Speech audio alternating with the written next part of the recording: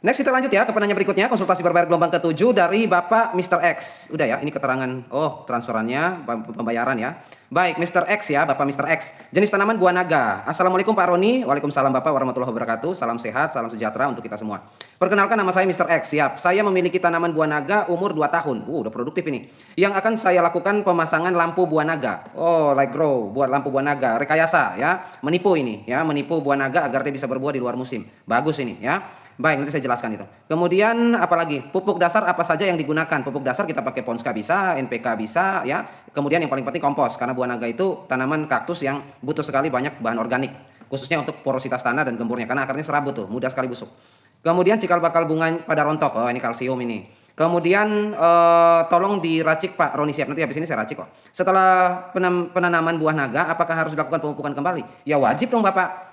Buah naga itu tanaman yang rakus pupuk, apalagi varian-varian sekarang hibrida, ya. Wah, sekarang itu buah naga rakus pupuknya bukan main, ya. Jadi nggak bisa kita pakai pupuk dasar lalu kita biarkan tumbuh panen terus, nggak bisa. Itu pupuknya intensif itu. Buah naga di perkebunan premium di luar negeri, ya di Eropa berapa tuh? Ya 3 minggu kan, 2 minggu lah. 2 minggu sekali pemupukan, ya sebulan 2 kali mupuk. Loh, kita malah mau kasih pupuk lalu nggak mau dikasih lagi, nggak bisa. Harus pemupukan harus intensif. Bolehlah pupuk dasar kita berikan. Setelah itu misalnya berapa? NPK Mutiara misalnya ya, seimbang. Kita bisa pakai 20 gram ya atau 2 sendok makan. Nanti kita tambahkan 10 gram lagi TSP atau Vertipos kuning untuk fosfor kalsiumnya. Kemudian sudah kita biarkan itu dari awal kita tanam bibitnya, stekannya itu sampai usia 2 bulan. Udah dia beradaptasi dulu tuh. Akar bertumbuh dulu, adaptasi dulu ya. Metabolismenya jalan dulu tuh. Selama 2 bulan akarnya sudah siap baru kita kocok pupuk di bulan ketiga ya. Baik, kemudian ya jadi harus pupuk terus intensif ini Bapak, buah naga intensif. Apalagi Bapak kan ada program apa tadi? Penerangan kan? Ya satu musim saja kalau kita pupuk nggak intensif nggak maksimal, apalagi 1 tahun 2 kali berbuah kita bikin. Ya pupuknya harus gila-gilaan ini Pak, nggak bisa kita pakai pupuk biasa ya.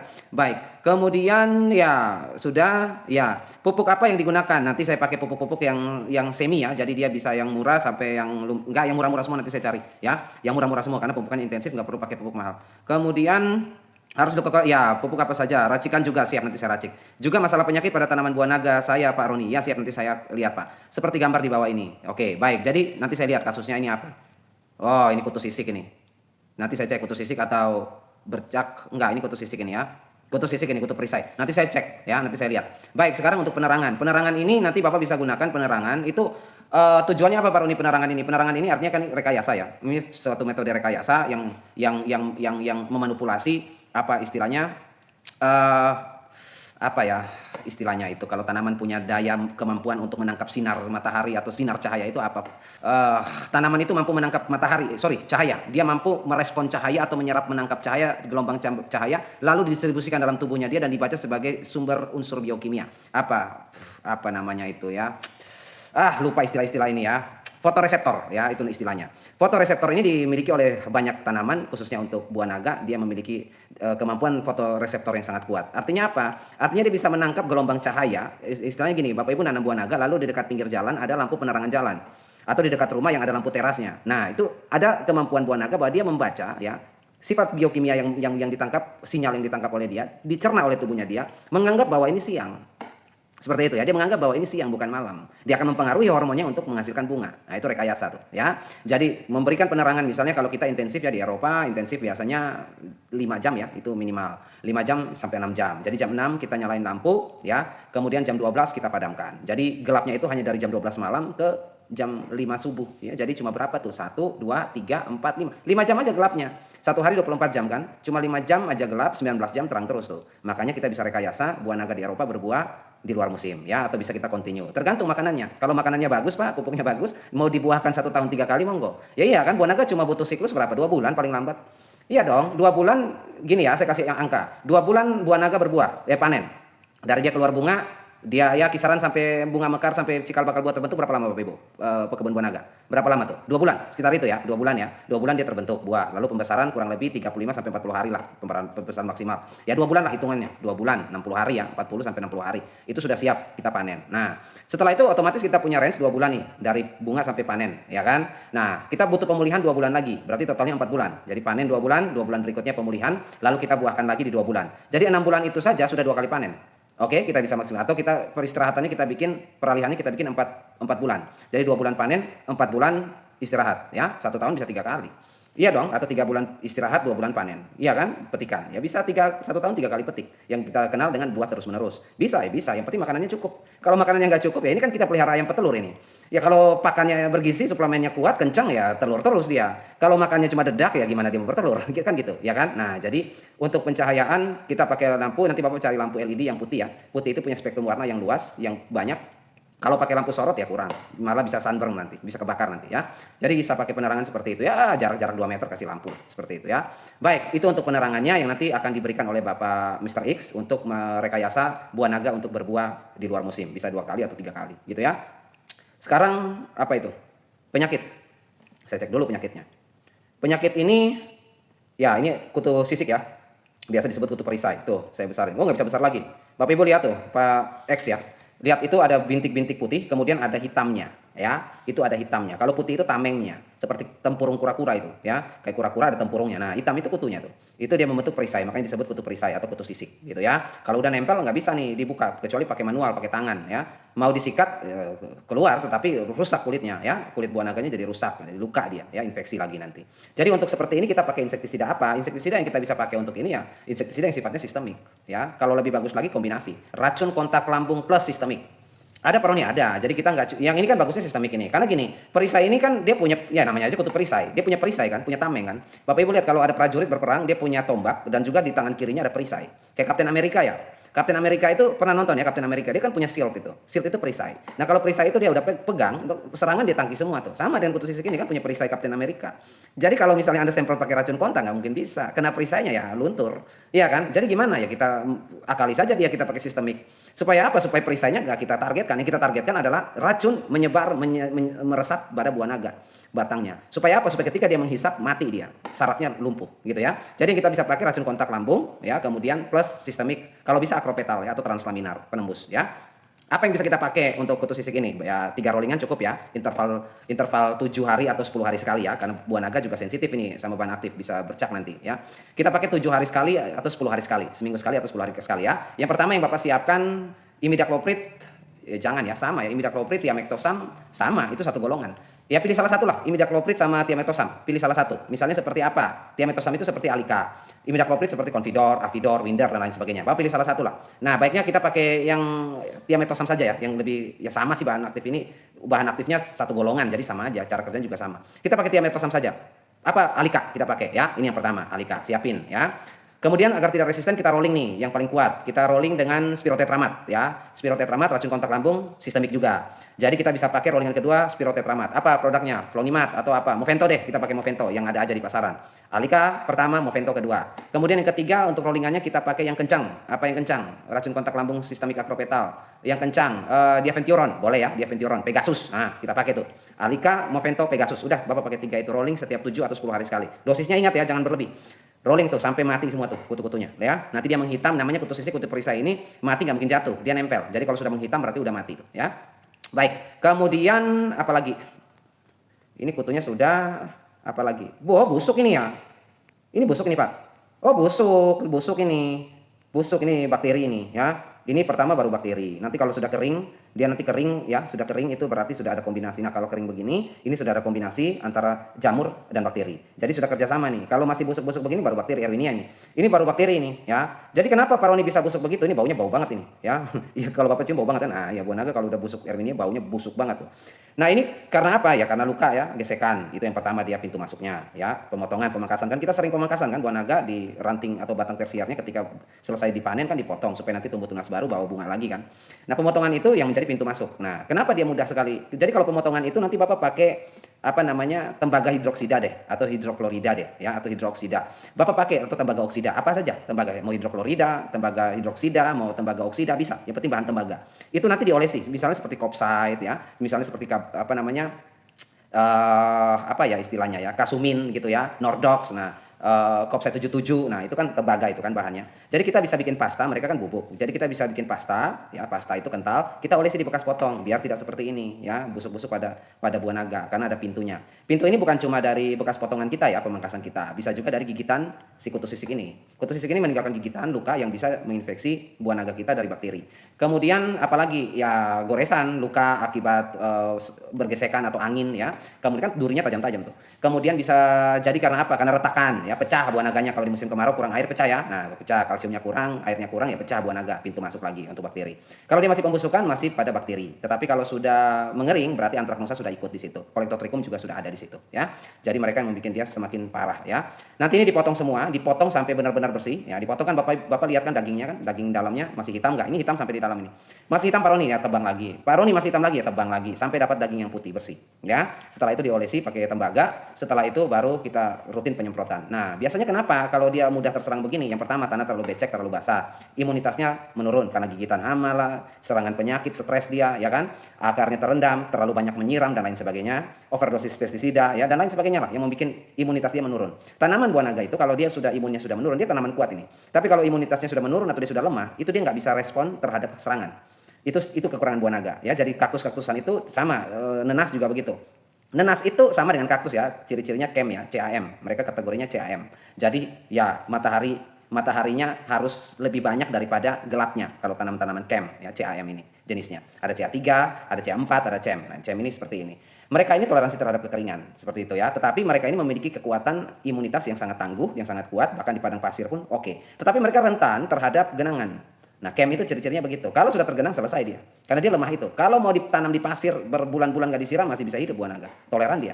Air dalam tubuhnya dia bisa banyak ya. Tetapi kalau misalnya sudah basah, becek, lembab, terlalu rapat, terlalu padat, satu tiang dikasih tanam 7 atau 5 tanaman sekaligus, rutin pemangkasan juga tidak, ya berapat-rapatan, berpadat-padatan di situ ya, pada saat hujan atau udara lembab malam ya serangan datang seperti itu ya. Baik, jadi nanti itu yang Bapak lakukan, rollingannya seperti itu. Kalau untuk ini kita bisa pakai apa tadi? Oh ya, Bapak ada kasih bahan aktif tadi ya. Nah, ini sama, ini kutu sisik.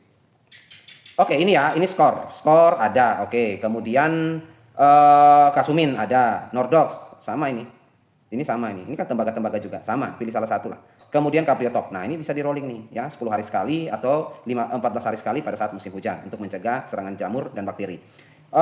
Ini kan kalau skor sama Cabriotop ini kan kerjanya fungi ya, ini fungisida. Kalau Nordox ini bakterisida fungisida. Jadi ya bisa lah. Atau gini aja biar enak nih. Bapak pakai Cabriotop ya, kemudian rollingnya dengan Kasumin, lalu kembali skor rollingnya dengan Nordox gitu aja ya. Biar nanti bakterisidanya dipakainya kita Kasumin sama Nordox biar bakteri, kan ini kan dominan bakteri serangan Bapak tadi kan. Nah, jadi jangan funginya yang banyak. Gitu ya. Baik, sekarang untuk apa lagi? Racikan pupuk. Oke, kita racik untuk Bapak. Nanti saya pilihkan pupuk-pupuk yang ya sedang lah, menengah lah. Karena ini kan kita kejar buah di luar musim kan, makanannya harus banyak gitu ya. Nutrisinya harus cepat, harus banyak gitu ya. Baik, langsung saja kita hitung. Dan oke, baik Bapak Ibu semuanya, khususnya Bapak X ya yang bertanya tentang buah naga, racikan pupuknya. Tadi untuk pestisidanya dan hamanya sudah saya jelaskan. Sekarang untuk pemupukannya ya. Di sini pupuk vegetatif saya mulai dari awal ya. Jadi nanti ketika Bapak menanam lagi musim depannya atau buka lahan baru, Bapak nggak perlu konsultasi berbayar lagi ya. Cukup satu kali bayar saya jelasin semua ya, biar nggak rugi. Vegetatif di sini awal penanaman ya, usia 0 sampai 2 bulan ya. Berlakunya itu pupuk dasar, lalu vegetatif itu kita mulai dari 3 sampai 6 bulan ya. Untuk vegetatif kita pakai grade fertilizer yang agresif nitrogen ya, agresif ini pertumbuhan cepat, kita butuh nitrogen yang tinggi 20%, standarnya 15 ya sebenarnya. Buah naga itu standarnya 15%. Jadi nitrogen itu paling kecil harus 15%. Makanya Bapak Ibu pakai NPK aman, Ponska aman ya, iya karena itu standarnya. Nitrogen harus 15% minimal. Nggak boleh lebih kecil untuk buah naga, kaktus-kaktusan maupun nanas gitu ya. Tanaman kem lah kategorinya. Nitrogen 20% sudah cukup memadai, fosfor 10% untuk perakaran, untuk energi, kemudian kalium 11% untuk imunitas, musim hujan, musim kemarau, tetap oke ya. Kita pakai dia 11%. Kemudian magnesium 3 untuk klorofil ya, kemudian sulfur 2% untuk selnya, protein asam amino. Kalsium 3 untuk jaringannya kuat, kulitnya kuat ya, supaya tidak mudah digigit, tidak mudah diserang, tidak mudah lunak, tidak mudah lemah lah istilahnya ya, 3% cukup. Kita dapat bonus mikro ya, ini tambah mantap nih ya. Boron dapat dari karate boroni. Trace elemen seperti boron ada juga lagi di sini nih, tambahan lagi boronnya. Zinc, mangan, ini imunitas semua nih ya, imunitas semua nih ya. Zinc, mangan, boron, nah itu imunitas semua. Terus elemen di sini zinc, mangan, boron ini dapat dari mana Pak Roni? Dapat dari NPK Grower ya. Pupuk yang kita siapkan di sini NPK Grower 700 gram, MKP 260 gram, magnesium sulfat 240 gram, karate boroni 260 gram dan urea 540 gram. Totalnya 2 kilo, satu kali campur ya. 2 kg ini untuk berapa tanaman Pak Roni? Untuk 20 tiang. ya. Idealnya 3 sampai 4 tanaman ya per tiangnya. Ya udah tinggal diatur aja 3 sampai 4 batang per tiang ya. 2 kilogram per 20 tiang. Ini bisa untuk 20. Kalau 4 batang satu tiang ya untuk 80 tanaman lah, ya kan? Nah, jadi satu tiang untuk 4 tanaman. Ini ya saya hitungnya untuk 4 tanaman. Tiang ini turus ya, tiang rambat untuk buah naga kalau bisa beton ya. Tiang beton coran ya. Jangan pakai pohon hidup ya. Nanti dikasih pupuk 2 kilo yang makan buah naga pohonnya ikutan nimbrung makan, ya kan? Baik. Kemudian dosis dan durasi aplikasi. Untuk usia 0 sampai 2 bulan nggak perlu pemupukan, ini masih adaptasi di lahan. Pupuk yang kita siapkan bisa kita pakai NPK 1616 atau Ponska subsidi atau Ponska non subsidi juga bisa. 20 gram atau 2 sendok makan ditambah dengan 1 sendok makan atau 10 gram Vertipos kuning ya. Fosfor, kalsium 20%, magnesium ada, sulfur ada, boron ada, silika juga ada, lengkap ini pupuk dasarnya mantap nih ya. Jadi total 30 gram ya. Tabur di lubang tanam, pendam, tambahkan kompos 5 kg. Kompos matang 5 kg, lalu sudah siap. Setelah itu kita basahi tanahnya, diamkan 1 minggu kemudian sudah bisa kita tanam ya. Baik, itu sudah dia bisa bertahan 30 gram sama kompos ini, dia bisa bertahan hidup dari awal tanam sampai 2 bulan tetap subur tuh ya. Nanti di usia 3 bulan, masuk umur 3 bulan, akarnya sudah rame ya, sudah mulai tumbuh tunas sekunder, sudah mulai oke dia. Nah, udah mulai rakus dia, sifat aslinya mulai keluar nih, mulai rakus dia. Nah, ini kita kasih pupuk nih. Di sini usia 3 sampai 6 bulan, pupuknya 200 gram ya. Otomatis kalau kita racik tadi 2 kilo, berarti untuk 20 tiang ya, atau 20 titik tanam. Berarti 200 gram per tiang, aplikasinya kocok ya, nggak bisa tabur tunggal ini ya. Kalau tabur tunggal gimana Pak Roni? Ya repot. Kalau tanaman buah naga perkebunan luas, Bapak Ibu tunggal satu persatu timbun, repot nanti. Nanti saya kasih caranya, rahasianya, strateginya agar kita kocornya cepat, pupuknya cepat, tanamannya banyak, pupuknya cepat, tapi tidak menguap. Karena di sini NPK grower ada amonium, ya kan? Urea ada amonium, menguap hilang nanti. Jadi nanti saya kasih triknya. Di sini kita pakai 2 kg per 20 tiang per bulan. Jadi setiap bulan 2 kilo untuk 20 tiang atau 200 gram per tiang, ya. Itu setiap bulan pemupukan. Rutin ini. Kemudian di usia 7 sampai 9 bulan ini sudah masuk transisi ya, sudah masuk ke persiapan pembungaan. Tersiarnya udah mau siap berbunga tuh, tunas tersiarnya. Sekundernya juga bisa buah sebenarnya. Kemudian untuk catatan yang saya bikin di sini, pupuk dicairkan masing-masing sebelum digabung dalam wadah pupuk cair. Jadi kan misalnya ya, kita mau larutkan 2 kg racikan kita ke 40 liter air ya. 2 kg ke 40 liter air. Maka kita siapkan 55 liter ya, 5 liter air NPK grower, larutkan lalu masukin ke wadah. MKP 260 gram 5 liter air. Begitu seterusnya, campur masing-masing, nggak boleh digabung. Setelah sudah cair semua, baru digabungin jadi satu. Atau mau pelan-pelan satu persatu juga nggak apa-apa. Intinya mereka bercampur dalam bentuk cairan. Lalu kekurangannya, ini kan 5 liter, 5 liter, 5 liter, 5 liter. Totalnya 25 liter kan. Baru tambahkan 15 liter air untuk melengkapi 40 liter cairan pupuk ini. Lalu bisa diberikan setiap tanaman 2 liter air per satu tiang. Kalau misalnya kebanyakan, di usia 3 bulan 2 liter terlalu banyak, maunya 1 liter, ya udah berarti campurnya ke 20 liter air saja. 2 kilo per 20 liter air. Gitu ya. Kocor 5 cm dari pangkal, jangan kocor di pangkal, nggak ada akarnya di situ. Kocornya 5 cm ya, 5 cm dari pangkal batang, itu akar aktif ada di situ. Jadi bisa kita kocor di situ ya. Waktu yang baik di saat apa Pak Roni supaya nanti kita kocor di permukaan tanah, kita siram di situ. Amoniumnya tidak menguap tuh Pak Roni, tidak hilang. Gimana tuh? Karena matahari sudah panas kan bisa menguap tuh. Ya, kita kocor dari jam 6 ya, 6 pagi mulai bisa sampai jam 10 ya. Sampai jam 10. Itu kita kocor pagi ya. Kemudian kalau di atas jam 10 jangan lagi, mendingan tunggu sore. Kalau sorenya kita mulai dari jam 4 ya, atau setengah 4 deh. Setengah 4 sore sampai jam 5 atau setengah 6, itu kocoran. Ya, jadi pada saat itu udara sudah sejuk, matahari sudah malu-malu ya. Udara lembab, sejuk, dingin, penguapan sedikit sekali terjadi. Dan itu bahkan tidak kecil sekali penguapannya karena berebutan. Akar buah naga itu di permukaan tanah itu dekat ya. Jadi kalau kita buat piringan saya takutnya rusak akar serabutnya ini. Ini akar serabut buah naga itu bisa 2 meter berkembangnya. Makanya bedengan kalau Bapak Ibu bikin perkebunan buah naga, bedengannya jangan di bawah 2 meter, harus 2 meter minimal ya, baru parit. Karena akar serabutnya itu bisa 2 meter ke kiri, 2 meter ke kanan tuh, totalnya 4 meter tuh ya. Baik, jadi nanti kita bisa siram ya, atau kocor di permukaan tanahnya di waktu-waktu itu agar rebutan pupuk antara akar dan penguapan di udara lebih banyak rebutan didapat oleh akar. Jadi akar lebih banyak makan daripada yang hilang ya. Baik, usia transisi ya. Transisi persiapan bunga. Di sini nitrogennya kita turunkan ya, kita tekan, tetapi masih bisa cukup untuk kebutuhan metabolisme. 10% cukup, 15% untuk merangsang bunga, kalium 20 untuk kelopak ya, serbuk sari dan lain sebagainya. Buah naga ini kan kalau varietas tertentu saja ya, yang kita mau polinasi itu bantu penyerbukan. Tetapi rata-rata buah naga yang kita rawat di Indonesia ini rata-rata sudah multiseks ya, artinya punya jantan dan betina sekaligus. Jadi nggak perlu ada penyerbukan.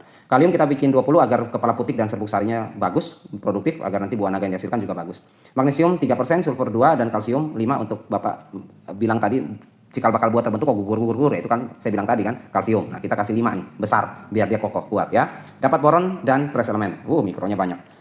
Pupuk yang kita gunakan NPK Grower 740 gram, MKP 440 gram, magnesium sulfat 220 gram, KRT plus boroni 380 gram, dan KNO 3 putih 220 gram. Totalnya 2 kg untuk 20 tiang. Di usia berapa Pak Roni? Di usia 7 bulan, 8 bulan, dan 9 bulan. Ini transisinya. Ya, Pak Roni, saya punya buah naga 8 bulan sudah mulai pembesaran. Nggak masalah Pak Roni saya pakai pupuk transisi. Ya nggak masalah, untuk transisi saya sudah siapkan kalium 20%. Jadi pembesaran pun, kalau ada yang lebih dini ya, 8 bulan sudah bisa pembesaran buah, sudah selesai pembungaan, ya nggak apa-apa, pupuk ini tetap lanjut ya. Nanti di generatif baru genjot maksimal. Untuk setiap tiang kita kasih 200 gram per tiang aplikasi kocor. Kemudian kalau raciknya 2 kilo itu untuk 20 tiang ya, per bulan itu. 7, 8, 9. Kemudian 2 kg ini bisa kita larutkan ke 40 liter atau 60 liter air ya. Lalu berikan ke 20 tiang, di mana setiap tiang mendapatkan 2 liter atau 3 liter cairan pupuk. Jadi tergantung. Intinya pupuknya nggak bisa diganggu. 2 kilo ya 2 kilo untuk 20 tiang. Tetapi kalau misalnya airnya, kocorannya mau banyak atau sedikit, ya tinggal dicampur sesuaikan ini. Misalnya Pak Roni saya mau 2 liter Pak Roni, ya berarti 2 kilo ke 40 liter air. Setiap tanaman dapat 2 liter. Tapi kalau misalnya Pak Roni saya maunya 4 liter air Pak Roni, setiap tiang 4 liter cairan pupuk ya, 4 gayung. Nah, ya berarti 80 liter, 2 kilo larutkan ke 80 liter air, berikan setiap tanaman 4 liter gitu ya. Setiap tanaman akan dapat 200 gram. Setiap tiang ya akan dapat 200 gram. Catatan cara campur pupuk sama seperti tadi, encerkan dulu satu persatu baru digabungkan. Kemudian aplikasi di pagi hari, nah ini saya sudah jelaskan ya, jam 6 sampai jam 10, kemudian kalau sore jam 4 sampai jam 6 ya. Baik, untuk menghindari penguapan. Sayang kan pupuk beli mahal-mahal malah dimakan udara. Baik, generatif untuk pembesaran buah maksimal ya. Nitrogen tambah tekan lagi 7 ya, kecil tetapi kita perlukan nitrogen generatif. Kemudian kok Pak Roni nitrogen dibutuhkan ya di generatif pembesaran buah juga nitrogen butuh. Loh, buah Anda itu buah naga itu waktu muda warnanya apa? Hijau atau merah? Buah mangga Anda itu waktu muda hijau atau merah? Duren itu hijau muda atau waktu muda hijau atau merah atau kuning? Kemudian alpukat itu waktu muda alpukatnya hijau atau kuning? Nah, kan jeruk Anda itu waktu muda kuning atau hijau? Hijau Pak Roni buahnya ya. Anggur pun hijau kan. Nah, kenapa? Ya karena klorofil dibutuhkan di situ gitu ya. Jadi nitrogen tetap dibutuhkan. Nggak ada buah mangga yang ketika dia sudah masih muda sudah kuning, nggak mungkin, dia pasti hijau dulu. Kan dibutuhkan tuh klorofilnya ya. Makanya tetap dibutuhkan. Kemudian fosfor kita naikin 19% cukup, kalium agresif ya 27%. Magnesium 2 dikit aja kecil cukup, yang penting ada. Sulfur juga 2, kalsium tetap 5, jaga biar nggak akan ada kerontokan dan gigitan ya. Di sini boron dan trace element kita dapat. NPK Grower udah nggak usah dipakai, pupuknya 4 aja. MKP 720 gram, magnesium sulfat 280 gram, KRT boroni 360 gram, KNO 3 putih 640 gram. Totalnya 2 kg per 20 tiang ya. Dosis dan durasi aplikasi usia 10 bulan sampai 12 bulan. Nah, satu siklus nih kan. Di bulan apa tuh? Oktober ya. Oktober ya. Iya, Oktober sekitar itu sudah mulai kita memberikan pupuk ini ya. Kalau yang lambat nih, kalau yang panennya setahun ya. Tapi kalau ada yang buahnya lebih cepat ya, pemanenannya lebih cepat, pemanenan di usia 10 bulan udah panen ya, berarti pemupukannya nanti dari vegetatif, transisi dan generatif tinggal Bapak atur aja, dimundurin gitu ya, biar sesuai siklusnya. Ini saya hitung untuk pembesaran buah di 10 bulan. Jadi setelah bulan 10 itu sudah pembesaran buah tuh ya. Sampai nanti di bulan 12 ya, itu kita bisa kasih. Misalnya Pak Roni, pembesaran buah itu pembesaran buah itu di bulan 10 Pak Roni. Jadi saya udah kasih 200 gram per tiang nih. Kemudian di bulan 11 saya kasih lagi nih Pak Roni. Bisa nggak? Bisa. Nah, bulan 12 itu udah ada yang dipanen Pak Roni. Apakah perlu saya kasih juga? Perlu. Kalau misalnya buahnya serentak nggak apa-apa. Tapi kalau misalnya buahnya berjenjang ya, ada yang masih bunga, ada yang masih terbentuk, ada yang udah panen ya, terus kasih sampai bulan 12 gitu ya. Kasih sampai bulan ke-12 karena masih ada yang baru pembesaran, ada yang kalau serempak ya 1 kali aplikasi atau 2 kali aplikasi cukup, ya kan? Baik. Kemudian dosisnya sama, durasinya juga sama, 2 kilo racikan kita ke 40 sampai 60 liter air untuk 20 tiang. Setiap tiang mendapatkan 2 atau 3 liter cairan pupuk. Untuk fase normal, catatannya ya, ini penting. Untuk fase normalnya ya, normal ini artinya apa? Artinya kita tidak pakai sistem seperti Pak Mr. X tadi, membuahkan di luar musim. Jadi 1 tahun bisa 2 kali panen gitu ya. Kita normal 1 tahun 1 kali panen sesuai siklus. Berarti nanti dari saat kita petik ya, maka pemupukan selanjutnya kan habis itu pangkas. Pemupukan selanjutnya kita pindah ke vegetatif. Awal lagi ya, kemudian transisi, lalu kembali ke generatif ya. Tetapi kalau misalnya siklus fasenya seperti manipulasi. Manipulasi itu misalnya pencahayaan ya, pemberian penerangan light grow untuk merangsang manipulasi buah naga untuk berbuah ya di luar musimnya. Berarti kita kembalinya ke transisi, jangan ke vegetatif kelamaan. Berarti dari petikan panen pertama mau rekayasa Bapak kembali ke transisi. Nah, ke sini pupuknya. Lalu setelah itu generatif lagi untuk pembesaran buah gitu ya. Nah, di sini pakai penerangan light grow ya kalau untuk rekayasa ini ya. Di sini saya kasih catatan lagi, dosis pupuk bisa naik ya seiring usia. Jadi kalau ini kan 0 sampai 1 tahun. Sedangkan Pak Mr. X 2 tahun, berarti bisa kita kasih 200 gram ini dosis ini atau bisa dinaikin 100 gram. Jadi dosis bisa dinaikin. Misalnya di sini 2 kilo kan, Bapak bisa bikin 3 kilo atau 4 kilo ya, sesuai dengan kebutuhan. Dan juga dari hasil buah naga yang diproduksi atau tercipta. Kalau makin banyak buah berarti pupuknya otomatis naik. Nggak bisa kita pakai schedule ini lagi ya. Ramuan ini udah nggak berlaku ya. Pak Roni, ini kan buah normal. Ini buahnya maksimal nih Pak Roni, banyak banget nih buahnya. Berarti jangan pakai ini, tambahin pupuknya. Ya kan? Nah, makin banyak buah, makin banyak pupuk. Begitupun sebaliknya. Pak Roni ternyata hasilnya kurang memuaskan. Buahnya terlalu sedikit yang jadi. Bunganya kemarin banyak, tapi buahnya sedikit. Ya udah, berarti pupuknya untuk pembesaran buah dikurangi setengah, ya kan? Karena buahnya sedikit yang dibesarin gitu ya. Jadi jangan bertani itu, berkebun itu harus fluktuatif ya. Kita lihat kondisi tanaman itu 70% ya. Itu yang paling menunjang keberhasilan kita ya. Kondisinya seperti apa yang kita lakukan itu dari kondisi tanamannya kita lihat ya. Buahnya rame ya kita naikin lagi pupuknya. Bila perlu kita tambahin dengan sprayan, kita kasih suplemen, vitamin dan lain sebagainya. Karena kita kok royal banget ya. Kok loyal banget sama tanamannya, banyak sekali yang diberikan. Iya, karena buahnya banyak gitu kan. Tapi kalau buahnya dikit ngapain loyal, rugi gitu ya. Baik, untuk Pak Mr. X nanti dikirimkan oleh admin penjelasan ini, semoga bisa bermanfaat dan langsung dipraktekkan saja, khususnya untuk busuknya dan kutu sisiknya itu berbahaya ya. Baik, akhir kata saya ucapkan tetaplah selalu berbagi kebaikan.